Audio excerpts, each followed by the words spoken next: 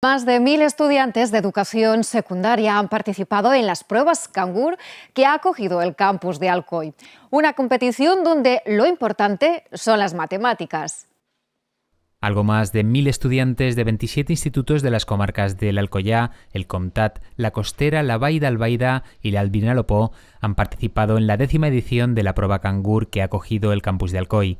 Esta prueba, que se celebra a nivel europeo, persigue motivar entre los más jóvenes el aprendizaje de las matemáticas. Esta prova de matemàtiques el que pretén és potenciar les matemàtiques, disfrutar les matemàtiques, jugar amb les matemàtiques, que vegin les matemàtiques com una cosa útil, que és necessària per a molts aspectes de la vida real i també que les visquen, que visquen les matemàtiques d'una altra manera més lúdica. Las pruebas organizadas en la Comunitat Valenciana, en colaboración con la Societat Catalana de Matemàtiques per les Universitats, han consistido en resolver 30 programas matemáticos de diversa dificultat. Aquests jocs estan prou bé, estan molt bé, i fer l'examen pues, ha estat també molt bé.